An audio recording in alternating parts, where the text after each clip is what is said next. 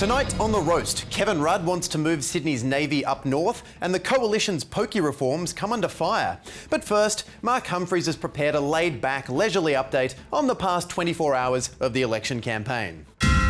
Bob Katter and Clive Palmer have faced off in a Leaders Who Have Parties Named After Them debate at the National Press Club. Most of their focus was on attacking the major parties and not each other, like in a, debate. As Clive said, this is where Clive is dead right. There was two questions there, and I'd let Clive answer the second one first. This is pretty right, I've got to say, it's pretty right. But it wasn't all back rubs and making out, so let's take a look at some of the highlights from the Fantasy Prime Minister League. Clive Palmer explained the qualifications required to become leader of the major parties. And if you're absolutely hopeless, you become the leader. Unlike in the Palmer United Party, where the only leadership qualification is be Clive Palmer. As for Katter, he updated us on how his campaign is going. I campaigned in Western Sydney with Bishrael Izzadeen. Seems to me he hasn't been in Australia a hell of a long time, and he might not speak fluent English. If there's anyone who knows how to speak English, it's Bob Katter. He's got diction, pronunciation, projection. This is something to be proud of, isn't it? So there are two parties out there, and every single policy they have guarantees you that there will be a continuation. Inside voice, Bob, inside voice. Every government car in Australia, which according to the figures is 23%. What? $1 of American taxpayers' money will contain 100% American steel. Better. Meanwhile, the Coalition has announced a new jobs policy that includes payments of $2,500 for people who find a job after being unemployed for more than a year, meaning that if you've been unemployed for just under a year, you might want to hold off on taking any offers. Hi, how are you? Well, your resume looks good. Let me call your references. Hi, how are you? Good. You've been put down as a reference. Tell me about this person. Right, thank you. Goodbye. Well, that all checks out. Congratulations, you got the job. You start tomorrow. What's that? You don't want to start for 3 weeks because you want to get that government bonus? Well, that's too bad. We're sorry to see you go. Everybody signed this card.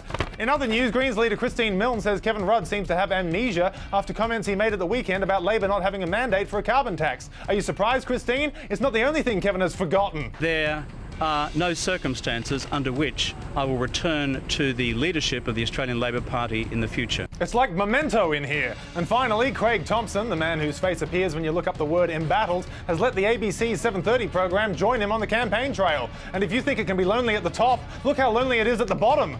How are we? Good. This must be the loneliest political mall walk in history. Around here. Member for Dope Bell, more like member for no friends. For The Roast, I'm Mark Humphries. Thank you, Mark. Now today, Prime Minister Kevin Rudd announced a plan to relocate major naval assets from Sydney Harbour to Brisbane.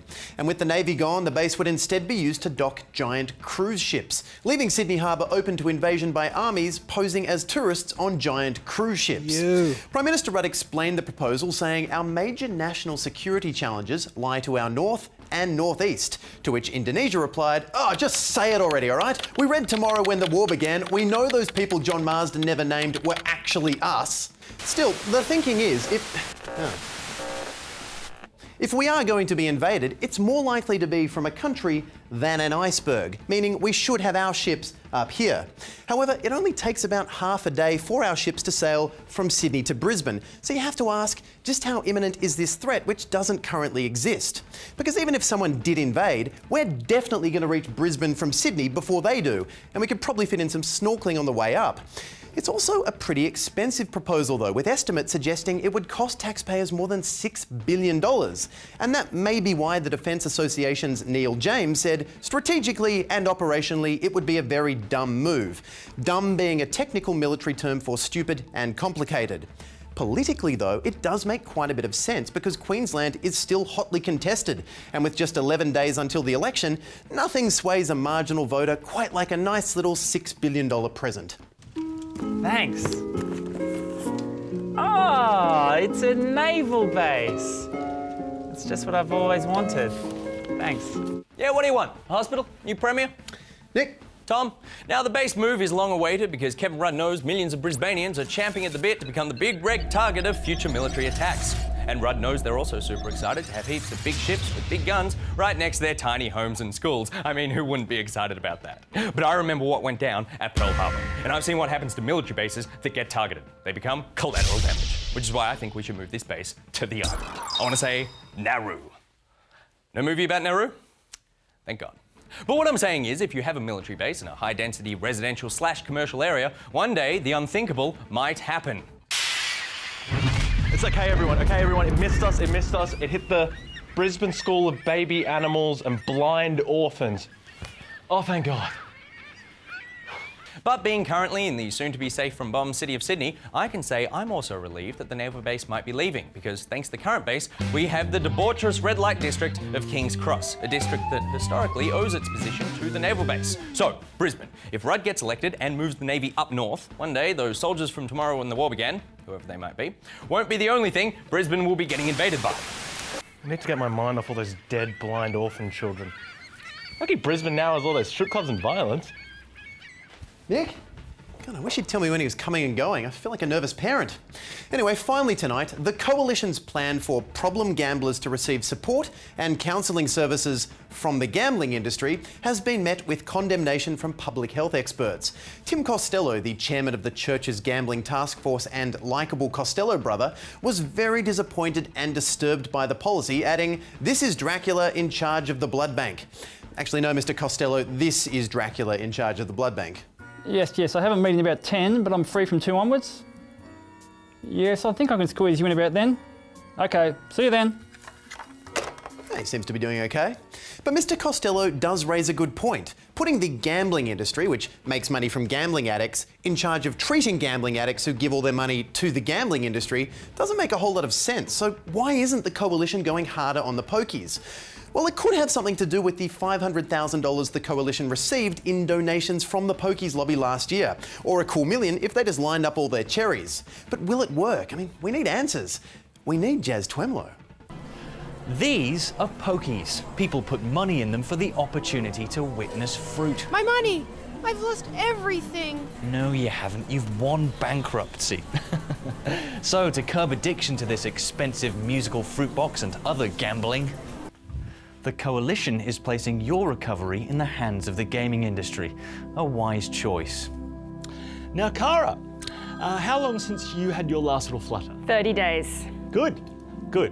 A little too good, actually.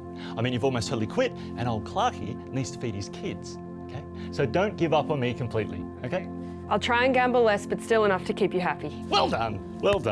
Oh, all this excitement making me a little bit hungry. Anyone else hungry? You hungry? Yeah, we're hungry. Oh, look at that. 3 apples lined up. Isn't that pretty? I'll just leave that there for you for the moment. Have a look. Anyone for chips? Just a tail. Hi, Mr. Abbott. Yeah, what, you want to put McDonald's in charge of handling the obesity crisis? Yeah, sounds like a great idea. So between Labour trusting gamblers to set their own limits or the Coalition trusting the gambling industry, almost makes you wish there was some miracle third group of person we could trust to handle this problem. I wish this PhD in addiction psychology was somehow useful. Dream on, you useless academic. Do you really think the government would consult you? Yes. The gambling industry gets the government hundreds of millions of dollars worth of revenue each year. Is your knowledge worth hundreds of millions of dollars of government money? No. Well then, unfortunately, you're not qualified to help anyone with addiction. For the roast, I'm Jazz Twemlow. Thanks, Jazz. And that's all we have tonight. So here's your pointer thingy. Oh, thank God. I'm such a nervous parent. Don't ever do that to me again, all right? Oh, Tom, stop it. You're embarrassing me. Good night. Oh, you were such my special boy. Tom. I was waiting all day. Stop it. Your hands are like icicles. I was outside. I was so scared. I'm sorry. Thought I'd never see you again. I was running away. What's the matter? Why are you so cold? I was swimming. Why do you always run? Wait a minute, you're not my dad. Get off me.